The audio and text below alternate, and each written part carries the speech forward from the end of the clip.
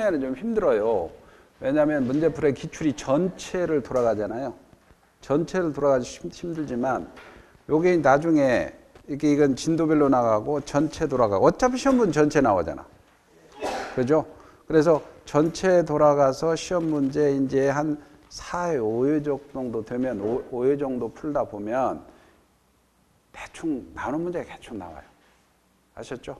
그러면 여러분이 이제 지금 한 3번, 3번 정도, 다음 5번 정도 하면 대충 돌아가는 게 어떤 문제가 나오고 잘 나오는 건 알 수 있어요. 그러니까 오후에 있다가 점심 먹고는 기출문제 또 2회분 하잖아요. 2회분 하고 어렵게 풀고 또 그거 찾아보고 그거 가지고 그 2회분은 전체가 다 돌아가잖아요. 그러니까 그 부분을 저거 같이 풀고 집에 가서 요 또 풀면서 복습을 한다면 전체가 돌아가잖아. 이게 전체가 돌아가잖아요. 모르는 거. 그거는 서너 번 반복하고 보면 상당히 많은 그 축적이 될 거예요. 실력이. 무슨 말인지 알죠? 자, 통정의 표시입니다. 통정의 표시. 통정의 표시고 오늘은 통정까지만 할 겁니다. 문제 통정까지만 갖고 왔어요. 23페이지입니다. 상대방과 통정한 허위 의사 표시는 무효로 한다. 그 다음에 전항 무효는 선의 제3자에게 대가지 못한다. 이렇게 되어 있죠. 자, 봅시다. 갑이라는 사람이 있어요. 그 다음에 A라는 사람이 있고 A라는 사람이 자 1억을 돈을 구워줬어요. 그런데 돈을 구워준 채권자고 이 사람은 채무자입니다. 이 채무자가 돈을 안 주니까 채권자가 채무자 소유 재산에 강제 집행, 가압류하려고 하니까 이 채무자가 짜고서 짠다 이 말이죠. 짠다. 이게 통정한다는 거예요. 통정한다. 아까 양해한다. 같은 얘기입니다. 양해한다. 자, 그럴 때 통정 허위 표시를 했어. 매매를 한 거예요. 짜고서 매매했어. 그러면 이 짜고서 한 매매, 요 매매가 무효라는 거예요. 근데 무효니까 자, 등기부를 이렇게 봤더니 이렇게 2번에서 소유권 이전 원래 갑인데 3번에서 짜고서 넘겨놓았어요. 이렇게. 이게 무효 등기단 말이에요. 이게 무효단 말이에요. 그러면 갑이라는 사람은 언제든지 내놓아라 할 수 있죠. 무효니까. 근데 문제는 짠 거, 양해한 거, 통정한 것이 과연 불법이냐. 불법이라면 반사유질서에 반한 거라면 불법원인 급여니까 반환 청구할 수 없죠. 에? 아까 무효다 했을 때 무효다 이게 불법 즉 사유질서에 반한다면은 746조를 보라 그랬잖아요. 그러니까 짠 것은 불법이다 아니다. 봤죠? 103조 봤잖아요.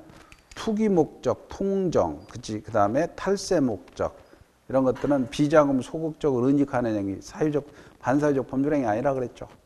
에? 그러니까 짠 건 불법이 아니니까 부당이득 반환이 불법 원인 급여가 아니죠. 그러니까 언제든지 반환 청구할 수 있어요. 이렇게. 반환 청구할 수 있어. 그럼 반환 청구, 이게 무효니까 소유권은 갑한테 넘어가잖아요. 그러니까 요 등기, 요 무효를 말소하라 라고 말소를 청구하든 말소하면 찾아오잖아. 그죠? 진짜 내 거니까 내놓으세요 라고 4번에서 진정명의 원인한 소유권 이전 등기 청구하든 상관없잖아요. 그래서 말소 등기 청구하든 아니면 진짜 내 거니까 내놓으세요 라고 진정명의 원인한 소유권 이전 청구하든 상관없다. 같은 소송이거든. 그래서 갑이라는 사람은 언제든지 말소해서 소유권 가져가도 되고 아니면 진짜 내 거니까 내놓으세요 라고 진정명 원인한 이전 등기로 해서 소유권 가져갈 수 있죠. 무효니까. 여기까지 해가죠. 근데 만약에 그 사이에 병이 팔아먹었다. 병이 선이다. 선이 제3자가 취득했다면 요 무효를 가지고 선이 제3자에게 주장할 수 없다는 거야. 그러면 이 사람은 소유권 취득해버린다는 거죠. 선이 제3자에게 대항할 수 없다는 것은 그러면 선이라는 건 추정된다는 거예요. 추정된다. 모르고 샀겠죠? 추정된다. 그러니까 추정되니까 병이라는 사람은 나는 몰랐어요 라고 입증할 필요 없죠. 그러면 누가 입증해야 돼요? 갑이 너 알았잖아. 악의를 입증해야 되겠죠. 악의를 갑이 입증해야 됩니다. 입증해야 된다. 갑이 입증해야 돼요. 그런데 만약에 병이 다시 팔았어요. 정한테. 이 전득자야. 근데 전득 시에 요 통정이라는 사실을 알았어. 악이라 하더라도 이 사람이 언폐물이죠.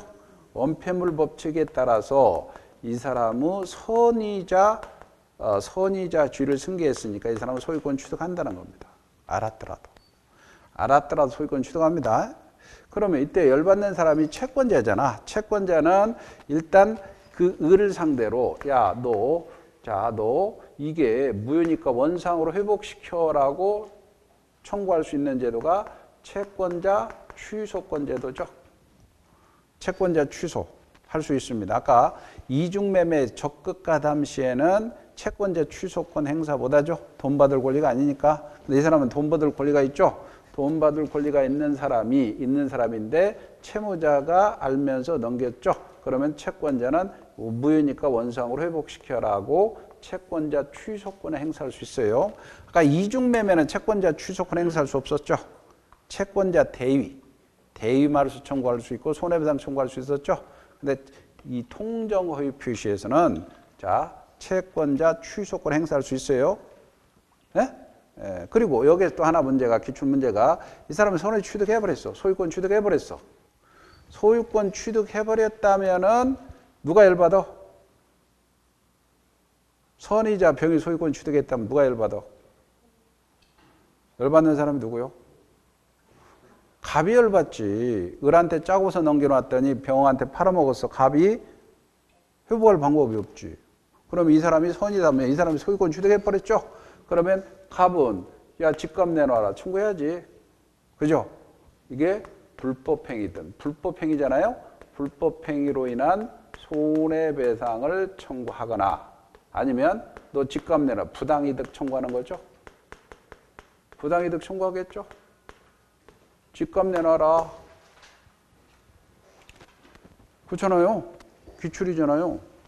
귀출. 그래서 갑이 을한테 짜고서 맡겨놨더니 을이 병한테 팔아서 병이 모르고 샀어. 소유권 취득했죠. 그럼 을이 집값을 가지고 있잖아. 그럼 갑이 집값 내라. 그게 부당이득으로 청구하든 불법행위한 손해배상 청구하든 청구해야지 갑이.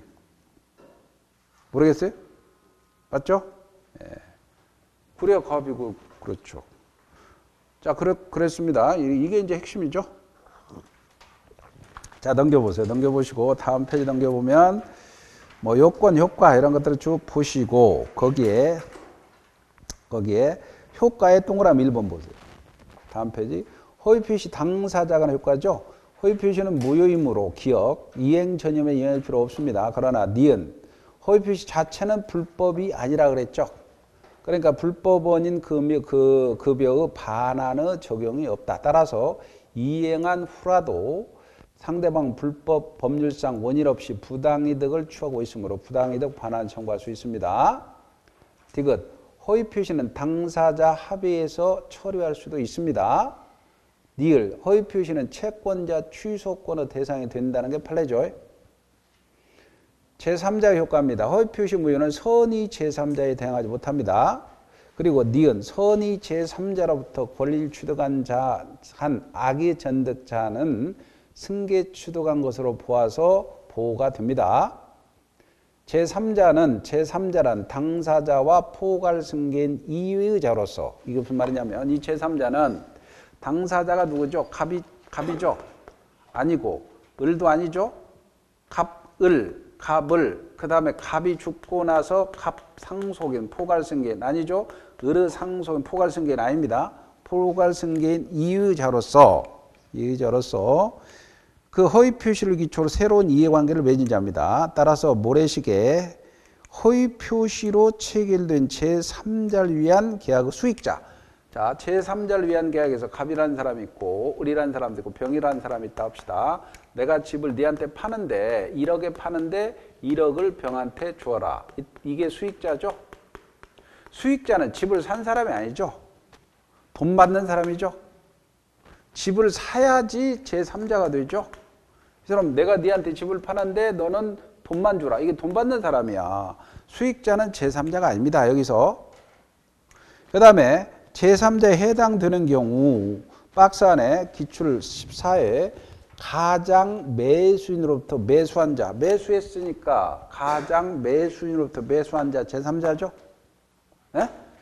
그 다음에 두 번째 23회 가장 매매의 매수인으로부터 저당권 설정 받. 이 사람이 저당권 설정 받았어. 이 건물에 저당권 설정 받았어. 제3자죠? 네? 제3자입니다. 쭉 내려오면 거기에 23회 가장 행위 좀 못하네. 가장 행위에 대한 근저당권부 채권을 감유한 사. 요게 가장으로 근저당을 설정했고 여기에 근저당권에다가 감유를 해놓은 거야. 제3자죠. 가짜로 근저당 만들어 놓고 그것을 감유한 사람 됩니다. 그 다음에 오른쪽 제3자에 속하지 않는 경우 밑에서 두 개 가장행위란 제3자를 위한 계약의 제3자 금방 했고요. 그 다음에 대리인의 통정허위 표시 본인. 대리인의 통정허위 표시 본인 보세요. 갑이라는 사람이 그 본인이고 을이라는 사람이 대리인이야. 근데 대리인이 이 집을 팔아라 했어요. 팔아라 했더니 대리인이 상대방과 이 매매를 하면서 짰어요. 통정을 했어요. 이렇게.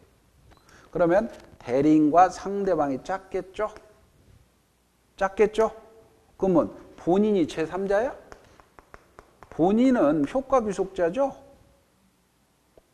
본인은 효과귀속자잖아. 제3자가 아니지. 이걸 짜서 요 사람이 샀다면 산 사람인데 본인은 효과귀속자니까 제3자가 아닙니다. 자, 판례 12번. 통정허위 표시의 법률행위 무효나 채권자 취소권 대상이 될 수 있죠. 그 다음에 모래시계 허위 표시 자체가 불법은 아닙니다. 불법 급여가 아니어서 급여자는 반환 청구할 수 있습니다. 그 다음에 모래시계 두 개. 급여자는 말소 청구할 수 있으나 말소 등기에 가름해서 진짜 내 거니까 내놓으세요로 이전 등기도 청구할 수 있죠. 말소 청구하든 그럼 갑이 되죠. 이전 등기 청구하든 지밤이죠. 네? 그 다음에 판례 13번 증여세 면탈 목적으로 매매 가장이다. 가장이 동그라미입니다. 자, 이게 무슨 말이냐면 갑이라는 사람이 있어요. 을이라는 사람이 있고 이 증여를 숨기고 은닉행위입니다. 은닉행위. 숨기고 증여세가 많이 나오니까 아까 매매를 가장했어요. 통정했어. 그러면 가장 매매는 무효입니다. 근데 증여는 유효란 얘기야. 그래서 거기 증여세 면탈 목적으로 매매를 가장, 그다음 매매 가장에서 증여했습니다. 매매는 무효지만 증여는 유효죠. 그래서 증여 계약을 매매로 가장했습니다. 매매 계약뿐만 아니라 증여 계약도 통정허위 표시 무효다면 틀리죠.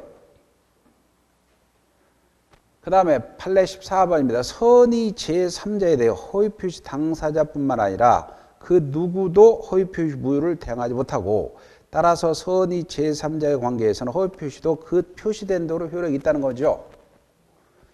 따라서 모래시계 첫 번째 선의 제3자가 유효하게 고리를 취득합니다. 가장양수인은 불법행위 책임을 진다 그랬죠. 이 사람은 소유권 취득하죠. 그러면 갑은 을한테 불법행위한 손해배상 청구할 수 있다 그랬죠. 책임지죠.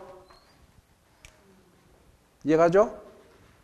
그 다음에 모래시계 두 번째 통정허위 표시 무효로 대항할 수 없는 제3자의 득위에서는 선이면 족하고 무과실까지는 요구하지 않죠. 이 사람이 선이기만 하는데 여기에 뭐 무과실이다 뭐 이런 건 상관없잖아. 선이 제3자에게만 대항 못하죠. 과실이 있든 과실이 없든 상관없습니다. 또 기출이고. 그 다음에 판례 15번입니다. 거기에 기출인데 갑이 을로부터 금전을 차용하고 담보로 자기 소유 부동산에 가등기 약정했습니다. 채권자들의 강제 집행을 회피하기 위해서 위 부동산을 병에게 가장 양도했습니다. 병으로부터 가등기 격려받은 을은 통정 호의 표시에 해당되지 않나. 좀 어려운데 갑이 을로부터 금전을 차용했어요. 갑이 을로부터 돈을 1억을 꿨어요. 이 사람이 채무자예요. 을이 채권자고, 채권자야. 갑이 을로부터 금전을 차용하고 그 담보로 자기 소유 부동산을 가등기, 담보로서 이 부동산을 이 사람이 가등기 해준 거야. 가등기 담보죠. 담보를 해줘. 가등기 해주고 약정하고 채권자들의 강제 집행 표기에서 이 부동산을 병에게 가장면. 이게 부동산을 병에게, 이건 가등기를 약정만 했다는 거죠. 가등기 해줬다는 게 아니고 약정만 했어요. 그리고 병에게 양도했습니다. 양도했고, 이 사람한테 양도했고, 병한테 양도했고, 그 다음에 병으로부터 가등기를 격려받은 을입니다. 이제 병으로부터 가등기를 격려받았어요. 등기를 했어요. 등기를 했어.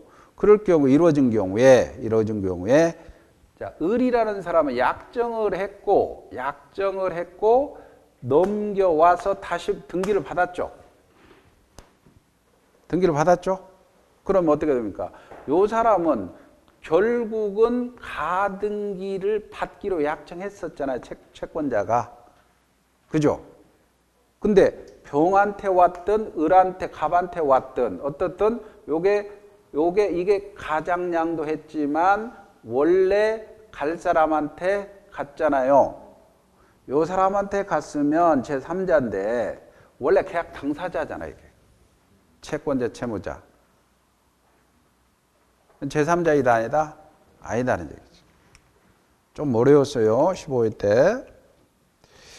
그 다음에 거기 판례 16번 아까 한번 나왔어요. 거기 그 법률행 해석에서 동일에 대한 대출 한도를 제한한 법령의 적용을 회피하기 위해서 금융기관의 양해 동그라미죠. 양해란 거 아까 법률행 해석에서 이 판례 나왔었잖아요.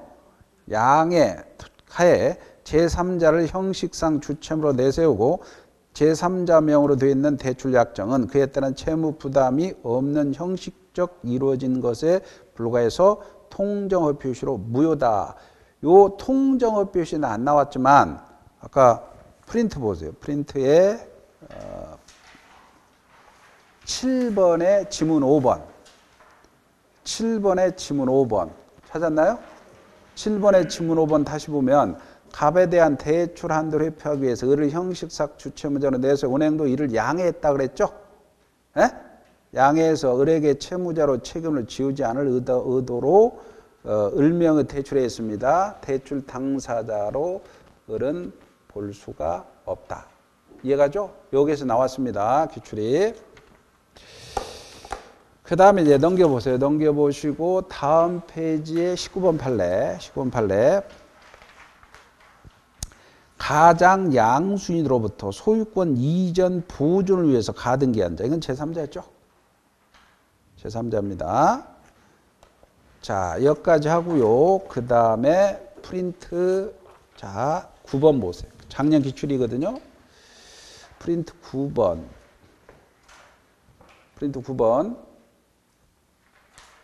갑은 자신의 부동산에 관해 을과 통정한 허위 매매 계약에 따라 소유권 등기를 을에게 해주고 갑과 을 통정했으니까 무효죠. 그죠? 그 후 을은 그러한 사정을 모르니까 선이죠. 선이 병과 매매 계약을 체결하고 그에게 소유권 이전 등기를 해줬죠. 틀린 걸 고르시오. 다시 갑과 을은 통정이니까 무효죠. 병이 선이죠.